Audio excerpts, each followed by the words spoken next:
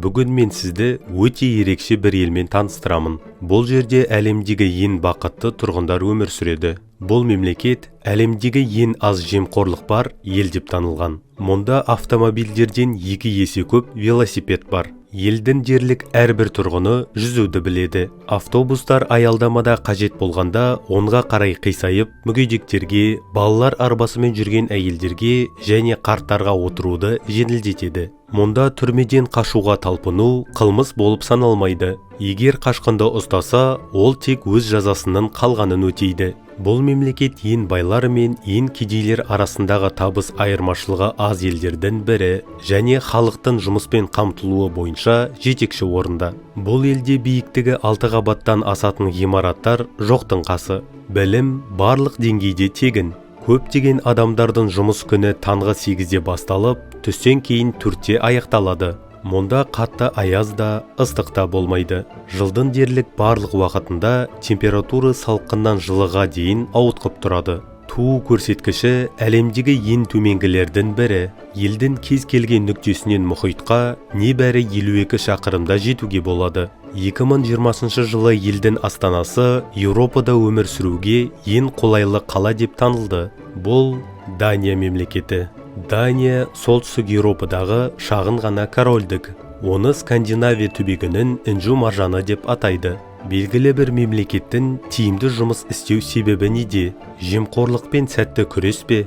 Білім мен медицинадағы бастамаларды тез жүзеге асыру ма? Әр үкімет әртүрлі стратегия мен тактиканы қолданады. Бұл тәсілдердің тиімділігі түрлі халықаралық индекстер мен рейтингтер арқылы бағаланады. Мысалы, зан үстемдігі индексі, немесе дүниежүзілік банктың мемлекеттік басқару сапасы индексі, немесе әлеуметтік прогресс индексімен. Әр жылы түрлі елдердің тұрғындары арасында сауалнамалар жүргізіледі. Жиналған мәліметтер қорытылады, зерттеледі және түрлі санаттар бойынша жарияланады. Бұл индекстер мемлекеттік қызметтің әртүрлі салаларын көрсеткенімен, бір қарағанда сол елдердің бәрінде ең жоғары орындарды иеленетінін байқауға болады.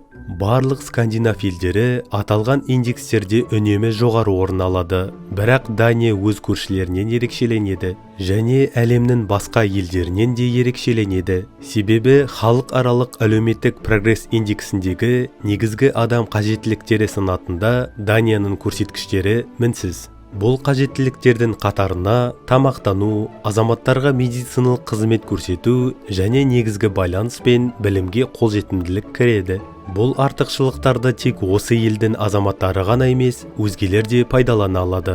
Даниядағы денсаулық сақтау және әлеуметтік қызмет көрсету жүйесі өте жақсы дамыған және ол жерде тұратын кез келген адамға қолжетімді. Мысалы, шетелдік студент ретінде сіз қаржылай көмек ала аласыз. Сіздер үшін тегін тіл курстары қолжетімді. Данияның әлеуметтік қолдау жүйесі бюрократиялық рәсімдерге қарағанда өзара сенімге көбірек негізделген. Даниялық ауырып, оқуына сабаққа бара алмаса, немесе жұмысқа келе алмаса, ол жай ғана телефон соғып жағдайын хабарлайды.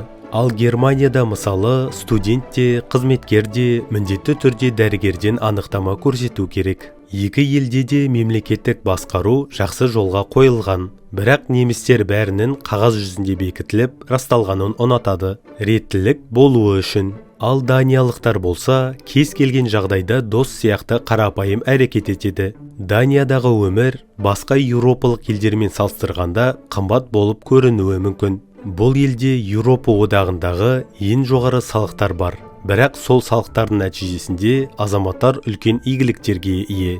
Мұндағы адамдар достыққа бейім және ашық мінезді. Даниялықтар хюгге стилінде өмір сүреді. Кешке достарымен бірге кино көру, немесе бірге кешке ас ішу, бұл нағыз датша өмір салты, нағыз хюгге.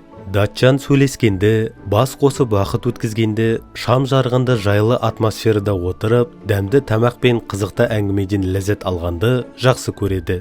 Дат жазушысы Ганс Христиан Андерсон атақты ертекші бола тұра ерекше болжам жасаған. Қазіргі Данияда ел 20 ғасырдың екінші жартысында бастан кешкен экономикалық ғажайыпты Андерсонның 1843 жылы жазған ұсқынсыз үйрек ертегісінде алдын ала болжаған, тіпті бағдарлап кеткен деп есептейді. Ұсқынсыз үйрек ертегісінде одан бәрі теріс айналған.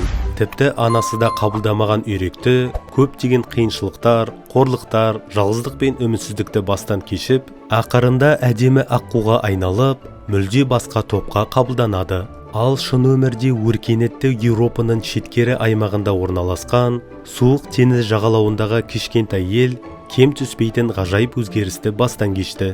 Ғасырлар бойы даттар негізгі күнкөрісті балық аулау мен ауыл шаруашылығынан тапты. Еуропаның мәдениетті елдерінде дат шаруасы фин орманшысы немесе норвег Санта-Клаусымен қатар анекдот кейіпкеріне айналған еді. Дүниежүзілік соғыстардан кейін қайта өркендеген елдер тарихқа еніп жатқанда, Дания әлі де балық аулап, жер қазумен айналысып жүрді. Солтүстік Еуропада суық солтүстік теңіз жағасында орналасқан Дания барлық энергия ресурстарын газға бай көрші елдерден және мұнайлы парсы шығанағы елдерінен сатып алатын. 1970 жылдары алғашқы мұнай дағдарысы басталды. Бензин мен энергия тасымалдаушыларының бағасы аспандап кетті. Бір-екі суық қыс дат халқының ойлау жүйесін түбегейлі өзгертуге жеткілікті болды. Солтүстік пен Балтық теңіздерінің жағасында тонып қалған үйлерде отырып, Андерсеннің ерекшесіндей рух жинаған олар қанат жайып дүниені таңғалдыратын істерге кірісті. Одан да батыл қадам демалыс күндерін көліксіз өткізу туралы заң болды. Билік демалыс күндері автожанармай бекеттерінің жұмысын тоқтатты. Осылайша даттардың көбі көлікті тек жұмыс күндері ғана пайдаланатын болды. Ал демалыс күндері ел түгел жаяу серуендеуге немесе велосипед тебуге көшті. Бұл бастаманы да қарапайым халық түсіністікпен қабылдады. Жанармай экономиясы жылына 100 мың тонна бензин мен миллиондаған қаржыны үнемдеуге мүмкіндік берді. Ал билік болса, елде алғашқы атом электр станциясын салмақ болғанда, дат социализмі екінші қырын көрсетті. Олар бұған қарсы болды. Ал билік халықтың пікірін ескеруге дайын екенін дәлелдеді. Жасылдар партиясының бастауымен бүкіл ел көшеге шығып, жаппай наразылық білдірді. Ядролық физиканың атасы Нильс Борттың отаны болғанына қарамастан, Дания атом энергетикасы туралы заңнан бас тартты. Солай билік өз бастамасынан толықтай бас тартты. Бұл жолы да студенттерді күшпен тарату, жастарды қудалау сияқты саяси дағдарыс болған жоқ. Керісінше, сол кезде бай емес ел өз бюджетінің басқа салаларын қысқартып, қомақты қаржыны баламалы энергия көздерін дамытуға бағыттады. Бірнеше жылдың ішінде дат компаниялары елдің энергиясының 20%-ын желден өндіруді ғана емес, әлемдік баламалы энергия нарығында көшбасшы атануды да қамтамасыз етті. Аз уақыттың ішінде Дания жаңа ұлттық идеяға ие болды. Бұл идея социализмнің өзі емес, жаңа энергетика еді. Басқаша айтқанда, ақылға қонымды шешім. Жаңа технологиялардың, мемлекеттік қаржыландыруының және халықтың қолдауының арқасында елде бензиннің орнына биоэталон белсенді түрде қолданыла бастады. Күн батареялары, қоқысты қайта өңдеу және экологиялық жағынан таза қоқыс жағу жүйелері енгізілді. Тіпті жылу электр станцияларында импорттық көмірдің орнына жергілікті шөп пен сабанды қолдану кеңінен тарады.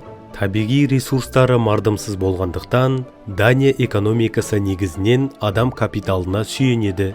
Қызмет көрсету секторы еңбек нарығы мен экономиканың негізгі бөлігін құрайды. Данияның дамыған нарықтық экономикасы импорттық шикізат пен сыртқы саудаға тәуелді. Экспорт елдің жалпы ішкі өнімінің шамамен 50%-ын құрайды. Дания өз кәсіпорындарының тез өзгеретін жаһандық экономикаға бейімделуіне көмектесу үшін жасалған Flex Security жүйесімен танымал. Бұл жүйе жұмыс берушілерге қызметкерлерді оңай әрі жылдам жұмыстан босатуға мүмкіндік береді. Бірақ сонымен бірге жұмыстан шығарылғандарға 2 жылға дейін лайықты әлеуметтік қолдау мен жаңа жұмыс табуға көмек көрсетуді қамтамасыз етеді. Қазірде Дания әлемдегі ең дамыған мемлекеттердің бірі. Жан басына шаққандағы ішкі жалпы өнім көлемі $49,883. Бұл көрсеткіш бойынша ел әлемдік рейтингте 8-ші орында тұр. Табыс көлемі жағынан мемлекет 5-ші орында. Данияда жұмыс күні орта есеппен 6-6,5 сағатты құрайды. World Justice Project атты халықаралық коммерциялық емес ұйым жыл сайынғы заң үстемдігі индексі есебін жариялады.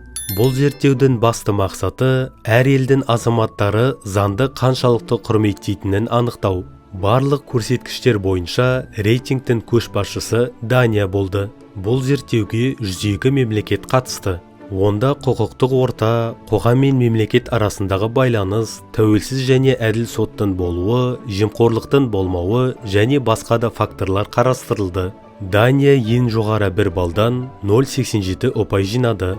Норвегияда дәл сондай көрсеткішке жетті, бірақ барлық факторларды есепке алғанда екінші орынға тұрақтады. Заң үстемдігінің тиімді болуы, жемқорлықты азайтуға, кедейлікпен күресуге, халықтың денсаулығы мен білім деңгейін жақсартуға, сондай-ақ адамдарды әділетсіздік пен түрлі қауіп-қатерден қорғауға көмектеседі. Мұның барлығы халық жаңа технологияларды қабылдауға, үнемдеуге және ысырапсыз өмір сүруге дайын болмаса, мүмкін болмас еді. Басқаша айтқанда, ортақ игілік үшін жеке жайлылықтан бас тарту. Бұл дат социализмнің мәні. Оның негізінде парасаттылық, мемлекет және азамат мүдделерінің тепе-теңдігі жатыр.